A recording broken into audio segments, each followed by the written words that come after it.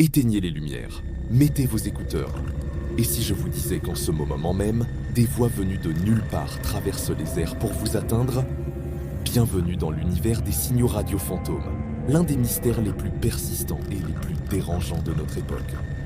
Depuis des décennies, des amateurs de radio du monde entier tombent par hasard sur des fréquences étranges, des émissions qui ne devraient pas exister. On les appelle les stations à chiffres. Vous pensez peut-être à des messages d'espions de la guerre froide, et vous n'auriez pas tort. Mais certaines de ces transmissions sont bien plus inquiétantes. Elles semblent venir d'un endroit que nous ne pouvons ni voir, ni comprendre. Commençons par le plus célèbre, le cas d'école, la station UVB 76, que tout le monde surnomme The Buzzer. Imaginez, depuis les années 70, une radio émet en continu un bourdonnement grave et monotone. Un son qui ne s'arrête jamais, jour et nuit. Et puis, soudain, le silence. Le bourdonnement cesse, et une voix russe, mécanique et froide énonce une série de chiffres et de noms. Mikhail, Dimitri, Jana, Boris, UVB 76. Puis le silence à nouveau, et le bourdonnement reprend, comme si de rien n'était. Pendant des années, personne ne savait d'où venait ce signal. On l'a finalement localisé en Russie, près de Saint-Pétersbourg, puis il a déménagé. Mais le mystère demeure. À quoi sert-il ?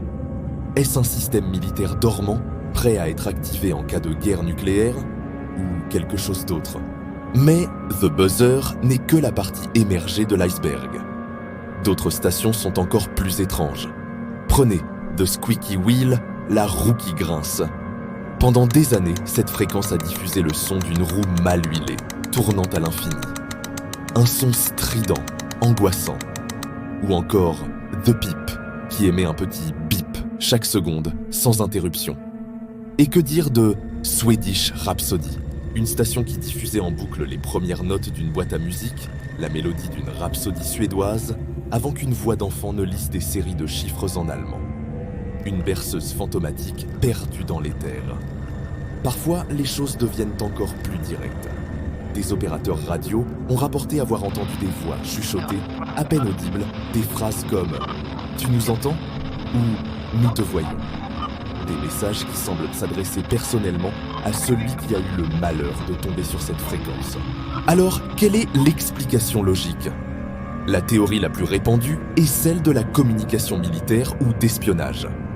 Pendant la guerre froide, c'était une méthode courante.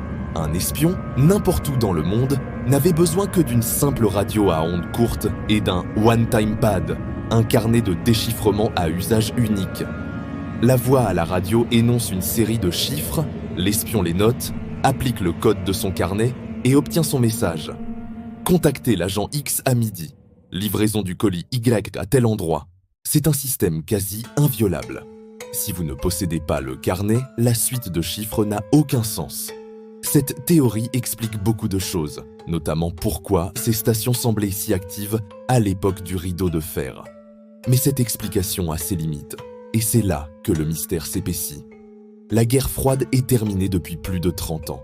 Pourquoi des centaines de ces stations continuent-elles d'émettre aujourd'hui ? Sont-elles simplement des reliques automatisées que personne n'a pensé à éteindre ? Ou bien l'espionnage à l'ancienne est-il toujours d'actualité, caché sous notre nez, utilisant une technologie que nous pensions obsolète ? Et surtout, cette théorie n'explique pas les signaux les plus bizarres. Pourquoi une agence de renseignement diffuserait-elle le son d'une roue qui grince, des mélodies de boîte à musique ou des extraits de chansons pop ? Quel serait l'intérêt tactique de diffuser un son de klaxon de brouillard en boucle ? Ça n'a aucun sens d'un point de vue militaire. Soit il s'agit d'une forme de code incroyablement complexe, soit la véritable nature de ces signaux nous échappe complètement. Et c'est là qu'on entre dans le domaine de l'étrange, avec les témoignages troublants de ceux qui passent leur nuit à scanner les ondes. Des milliers de passionnés, qu'on appelle les Dixers, chassent ces signaux. Leurs histoires sont parfois à glacer le sang. Un homme en Angleterre raconte qu'une nuit, en explorant une fréquence normalement silencieuse, il a capté la voix claire d'un enfant chantant une vieille comptine. La transmission a duré moins d'1 minute, puis a disparu, remplacée par un grésillement statique. Il n'a plus jamais réussi à retrouver ce signal. Un autre témoignage, venu des États-Unis, parle d'un signal qui ressemblait à des coups métalliques, lents et rythmés, comme si quelqu'un frappait sur une coque de sous-marin au fond de l'océan. Après quelques minutes d'enregistrement, son matériel s'est subitement éteint, sans raison. Le plus perturbant, ce sont les messages qui semblent personnels. Plusieurs personnes, à des endroits différents du globe, rapportent une expérience similaire et terrifiante. Avoir entendu leur propre prénom prononcé par la voix mécanique de la station. Imaginez, vous êtes seul, dans le noir, à 3 heures du matin, et une voix désincarnée, venue de nulle part, murmure votre nom à travers le haut-parleur.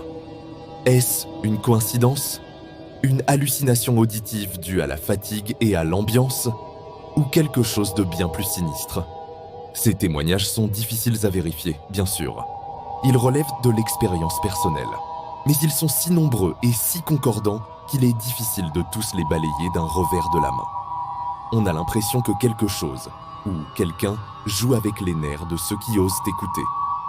Face à ces phénomènes inexpliqués, l'esprit humain cherche des réponses au-delà du rationnel. Et c'est là que naissent les théories les plus folles, mais aussi les plus fascinantes.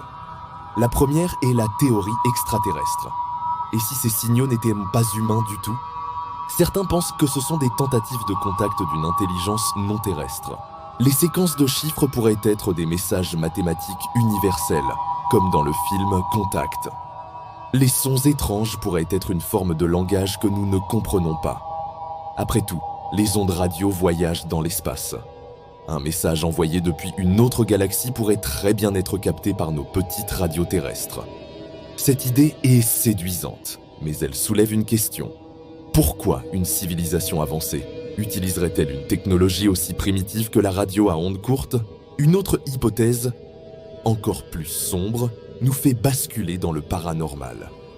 Et si ces voix n'étaient pas celles d'extraterrestres, mais celles de défunts, des esprits ou des fantômes qui tenteraient de communiquer avec notre monde à travers le seul moyen qu'ils ont trouvé, les ondes radio. C'est le concept du phénomène de voix électroniques, où l'on croit pouvoir enregistrer des voix de l'au-delà dans le bruit blanc. Cette théorie expliquerait pourquoi certaines voix semblent si personnelles, pourquoi les signaux sont souvent impossibles à localiser. Leur source ne serait pas géographique, elle ne serait pas dans notre dimension, mais dans un autre plan d'existence. Une pensée terrifiante, qui transformerait chaque radio en une potentielle porte ouverte sur l'inconnu. Au final, le mystère du signal radio fantôme reste entier. Qu'il s'agisse de communications militaires secrètes, de vestiges oubliés de la guerre froide, de canulars élaborés ou de quelque chose de bien plus étrange venu d'ailleurs, personne n'a la réponse définitive. Ces voix dans l'éther continuent de nous hanter, nous rappelant que même à notre époque hyper connectée, il existe encore des zones d'ombre, des secrets qui flottent dans l'air, attendant simplement que quelqu'un tourne le bon bouton pour les écouter.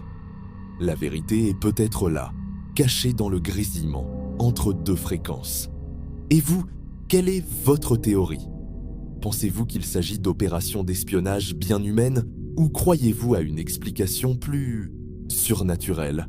Dites-moi tout dans les commentaires, j'ai vraiment hâte de lire vos idées. Si ce genre de mystère vous fascine, n'oubliez pas de vous abonner à la chaîne et d'activer la cloche pour ne manquer aucune de nos prochaines explorations dans l'inconnu. Merci d'avoir regardé, et la prochaine fois que vous entendrez un grésillement étrange à la radio, tendez l'oreille. On ne sait jamais qui pourrait être à l'écoute.